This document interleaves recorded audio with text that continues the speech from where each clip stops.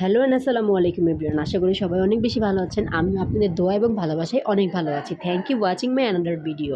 তো দেখতেই পাচ্ছেন ভিডিওর প্রথমে আমার ছেলে কি সুন্দর করে একটা হাসি দিয়ে দিল। প্লিজ সবাই মাশাআল্লাহ বলে দিবেন ওকে। তো অনেক দিনের ভিডিও একসাথে আর কি ক্যাপচার করে নিয়েছি।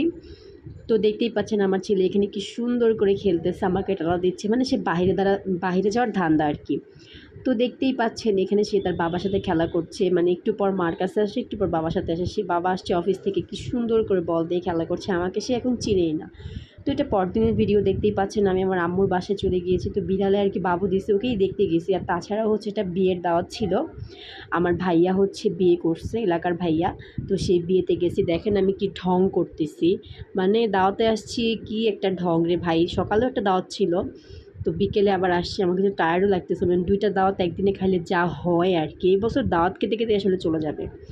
তারপর এই তো আমি জামা কাপড় চেঞ্জ করে আমার একটা ফ্রেন্ডের সাথে হচ্ছে একটু ভিডিও ক্যাপচার করতেছি। ওর সাথে অনেক দিন পরে আসলে দেখা, তাই আর কি।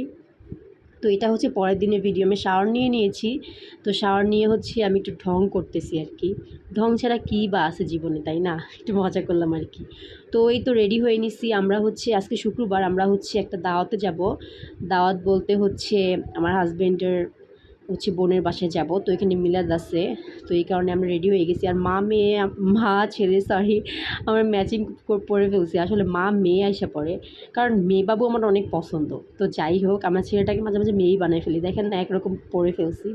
তোর বাবা বলতেছে তোমরা তো এক পরে ফেলছো, আমি তো এক পড়তে পারি না। Thanks for watching. Thank you সবাইকে।